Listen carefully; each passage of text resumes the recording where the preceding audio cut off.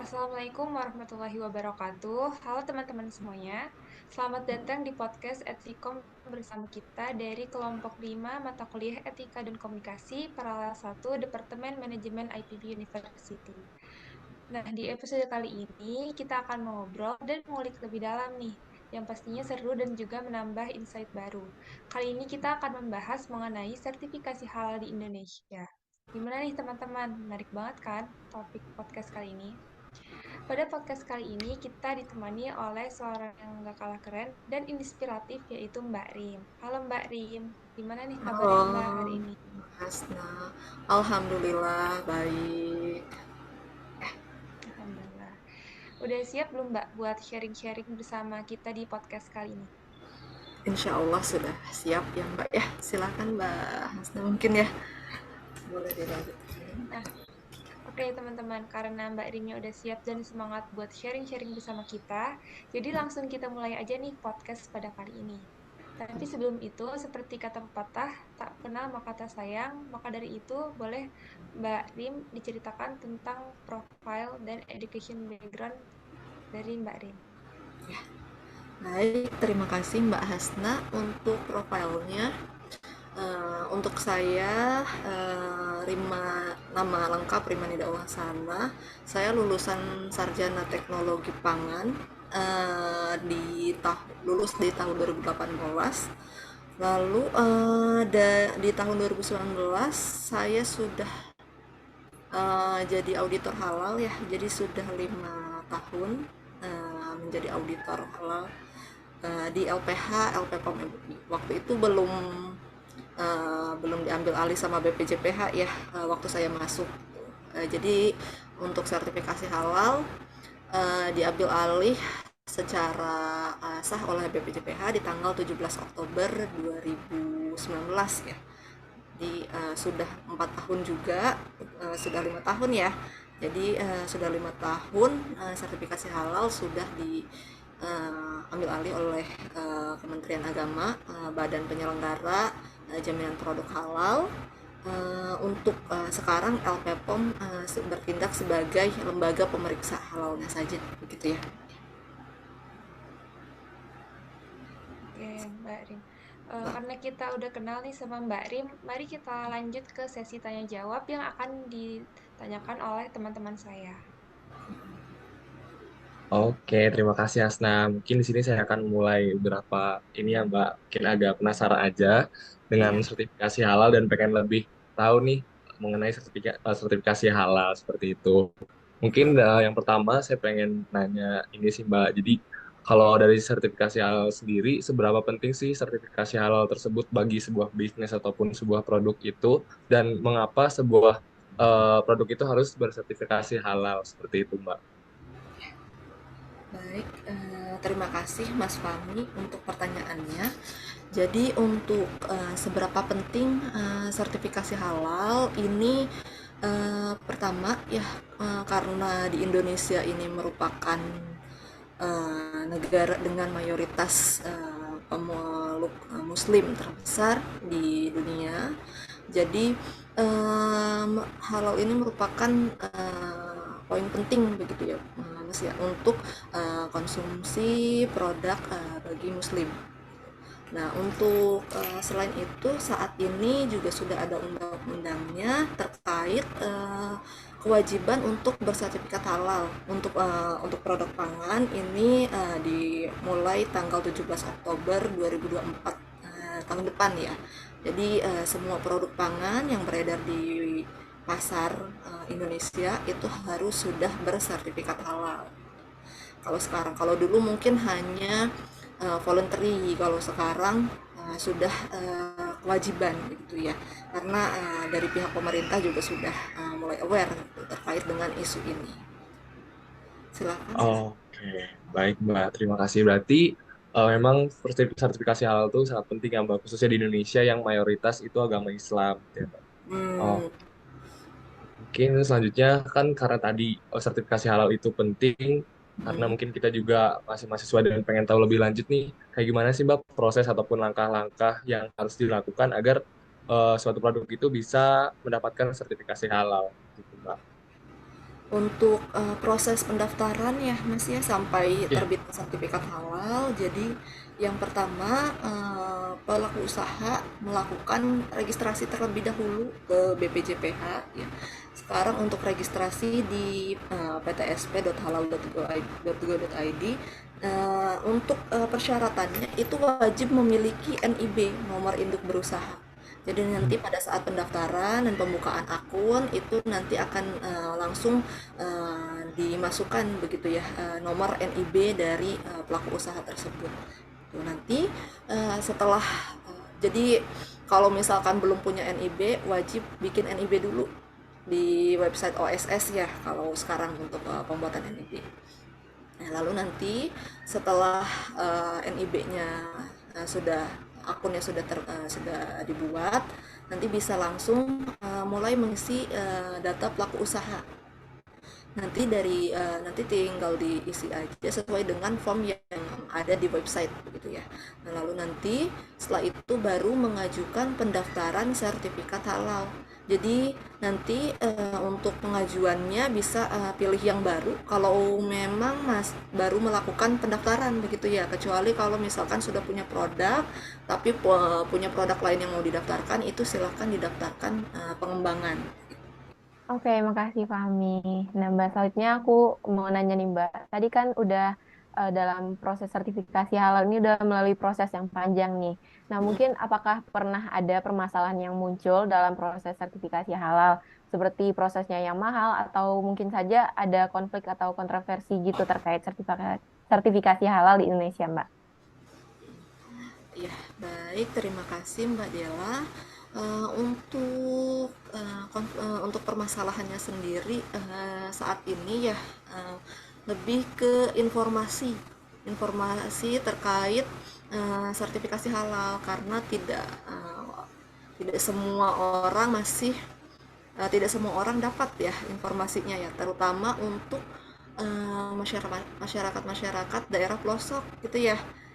Kalau misalkan yang Jabodetabek mungkin sudah familiar terkait dengan informasi halal ini. Tapi kalau misalkan untuk daerah-daerah apalagi di luar pulau itu masih belum tahu mengenai informasi sertifikasi halal. Kalau untuk tarif begitu ya, untuk mahal atau tidaknya itu sudah saat ini banyak sekali program-program untuk sertifikasi halal gratis ya. Dari BPJPH-nya sendiri juga sudah ada program self declare ya yang memudahkan untuk pelaku usaha untuk mengurus sertifikat halal begitu ya. Tapi untuk program self declare sendiri kan ada persyaratannya ya untuk programnya sendiri. Nah, kalau misalkan salah satunya itu tidak boleh menggunakan bahan daging kalau self declare. Jadi untuk produk-produk seperti punya produk madu atau produk kopi itu bisa menggunakan self declare. Tapi kalau misalkan dimsum begitu ya itu harus pendaftaran jalur reguler. Nah, untuk reguler sendiri sebenarnya sudah banyak sekali dinas-dinas, perusahaan-perusahaan begitu ya yang punya program untuk sertifikasi halal gratis begitu. Hanya saja informasi terkait sertifikasi halal gratis ini masih tidak merata informasinya gitu ya. Jadi kadang di daerah kota saja begitu. Untuk yang daerah-daerah itu belum dapat informasinya. Biasanya seperti itu. Baik, Mbak. Jadi kalau di permasalahan yang utama dalam proses sertifikasi halal ini adalah informasi yang tersebar nggak merata ya, Mbak. Iya, belum begitu merata. Nah, menurut Mbak Rim nih, gimana sih Mbak solusi yang baik gitu untuk mengatasi permasalahan ini biar informasinya itu tersebar dengan rata gitu, Mbak? Sekarang juga sudah mulai ini ya sudah mulai eh, di sudah mulai banyak juga begitu ya informasi-informasinya gitu ya sebenarnya begitu. Cuman memang tidak kita juga tidak bisa 100% begitu ya sudah paham semua begitu. Kadang kalau yang daftar juga harus jadi pada saat audit juga kadang kita sosialisasi lagi gitu ya, kadang seperti itu gitu. Nah kalau misalkan jadi seharusnya sih ada kalau misalkan dari LPPOM itu biasanya ada program namanya pengenalan sertifikasi halal. Itu biasanya banyak diikuti oleh pelaku-pelaku usaha yang belum punya sertifikat halal, tapi yang ingin tahu begitu ya, ingin tahu informasi bagaimana sih cara mendapatkan sertifikat halal untuk usahanya sendiri begitu ya, untuk kedepannya. Baik, terima kasih Mbak atas jawabannya. Mungkin pertanyaan selanjutnya akan disampaikan oleh teman saya Bintang. Silakan Mbak Bintang. Oke, terima kasih Dela. Nah, Mbak Rim, kira-kira untuk masa berlakunya sertifikat produk halal ini berapa lama ya, Mbak? Kalau untuk saat ini, untuk peraturan terbaru, untuk masa berlakunya sendiri selama perusahaan tersebut berdiri begitu ya, untuk masa berlakunya itu masih berlaku. Jadi mau 10 tahun, mau 15 tahun itu masih boleh digunakan sertifikat halalnya. Dengan catatan fasilitas dan produknya tidak ada perubahan. Seperti yang sudah saya singgung di awal juga ya pada saat pendaftaran sertifikat halal. Jadi kalau misalkan saya punya produk baru gitu, itu harus didaftarkan. Kalau atau enggak saya punya fasilitas baru, pindah tempat produksinya, itu juga harus didaftarkan juga sebagai pengembangan.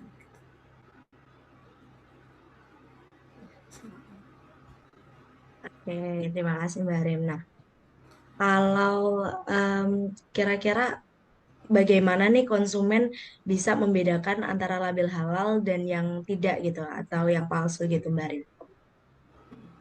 Kalau untuk label halal kita bisa lihat dari kemasan ya, kemasannya apakah ada label halalnya atau tidak gitu ya. Nah kalau misalkan label halalnya sendiri itu mengacu ke peraturan yang sekarang ya. Kalau misalkan label halal itu yang berbentuk yang ada logonya kayak seperti wayang begitu ya, yang warna ungu ya, yang seperti itu. Kalau misalkan tulisannya hanya tulisan halal saja, itu kami tidak mencap bahwa produk tersebut tidak halal ya, tapi itu yang belum terregistrasi begitu ya, yang belum terdata oleh sistem. Jadi untuk logo halalnya itu menggunakan logo halal yang berlaku sekarang. Apabila misalkan ada ketemu logo halal yang masih logo halal MUI, itu boleh saja digunakan. Apabila dari pihak perusahaan tersebut jadi mereka sudah cetak kemasan banyak begitu ya, jadi nunggu kemasan yang sudah tercetak itu habis dulu, baru nanti pada saat cetak kemasan baru menggunakan logo halal yang baru, itu boleh seperti itu. Lalu setelah itu begitu ya, untuk tahu halal yang asli atau tidak juga kita bisa cek di website ya, websitenya di bbjph.halal.go.id. Itu nanti kita bisa masukkan sesuai dengan kata kuncinya. Bisa ada nama produk, lalu ada nama produsen dan nomor halalnya begitu ya. Nah biasanya kalau misalkan yang punya sertifikat halalnya asli, itu dicantumkan juga nomor halalnya di bawah logo halalnya tersebut. Oke, terima kasih Mbak Rim untuk jawabannya. Untuk pertanyaan selanjutnya akan dilanjutkan oleh Judan. Terima kasih atas kesempatannya. Selanjutnya Mbak mau nanya terkait ini Mbak. Biasanya kan produk yang tersertifikasi halal itu yang kita tahu itu makanan dan minuman ya Mbak. Selain makanan dan minuman, produk apa lagi sih yang harus ada sertifikasi halalnya gitu? Terus apakah proses sertifikasi halalnya itu sama dengan proses sertifikasi halal minuman dan makanan gitu Mbak? Baik, terima kasih Mas Yuda. Jadi untuk produknya yang bisa disertifikasi halal itu bisa obat-obatan dan kosmetik ya. Jadi kalau punya produk jamu gitu ya, itu bisa didaftarkan juga. Nah untuk prosesnya sendiri itu sama sebenarnya. Nanti kita akan mengecek sesuai dengan kriteria SJPH dari perusahaan tersebut begitu ya. Jadi untuk kriteria SJPH-nya kan ada 5 kriteria, jadi kita mengikuti kriteria tersebut ya. Untuk mungkin yang agak berbeda untuk produk obat-obatan dan kosmetik itu biasanya di bahannya begitu ya, karena kan beda. Untuk obat-obatan dan kosmetik itu beda dengan pangan dan minuman. Selain itu, produk bahan gunaan gitu ya, seperti sanitizer sama kemasan gitu ya. Karena saat ini pada saat proses pendaftaran sertifikat halal biasanya diwajibkan untuk memasukkan data bahan sanitizer dan kemasannya gitu ya. Jadi karena nanti bahan-bahan tersebut yang akan kontak langsung dengan produk. Misalnya itu juga saat ini banyak yang lagi urus juga gitu ya, untuk produk-produk yang untuk pabrik-pabrik yang memiliki produk bahan sanitizer dan kemasan untuk produk pangan. Selain itu, jasa penyembelihan juga bisa didaftarkan justru untuk karena kan untuk memproduksi produk halal, apalagi untuk daging-daging ya, itu wajib dari daging yang sudah bersertifikat halal gitu ya. Biasanya nanti jasa penyembelihan juga nanti biasanya kalau jasa penyembelihan itu agak berbeda karena auditnya itu bersama Komisi Fatwa gitu ya. Kalau misalkan untuk produk-produk seperti obat-obatan, kosmetik, bahan gunaan, pangan itu biasanya oleh auditor saja gitu ya. Tapi kalau untuk jasa penyembelihan itu biasanya sama Komisi Fatwa, karena kan yang lebih paham terkait penyembelihan secara syariah itu dari Komisi Fatwa begitu ya. Kalau kita kan hanya ilmu saja begitu ya, secara ilmu saja, tapi kalau untuk secara syariahnya itu biasanya dari Komisi Fatwa. Oke, Mbak. Lanjut ke pertanyaan terakhir nih, Mbak. Mm-mm. Apa sih peran pemerintah dalam mengawasi dan mengatur produk halal di Indonesia, Mbak? Baik, untuk peran pemerintah sendiri, apalagi sekarang sudah terlihat sekali ya perannya ya, mulai dari melakukan kebijakan gitu ya, terkait wajib sertifikat halal untuk produk. Jadi sekarang masih untuk produk pangan dan minuman dulu ya yang masih wajib untuk sertifikat halal. Mungkin kedepannya itu akan diwajibkan juga untuk produk-produk lain seperti obat-obatan sama kosmetik gitu ya. Jadi bertahap juga dari pemerintah. Oke, Mbak. Makasih jawabannya, Mbak. Iya, sama-sama. Saya kembalikan ke Hasim. Oke, Mbak Rin. Kita mau ucapin terima kasih banyak karena sudah bersedia untuk sharing bersama kita mengenai topik sertifikasi halal di Indonesia ini. Kita dari kelompok 5 Etikom Paralel 1 pamit undur diri dan sampai jumpa di next episode.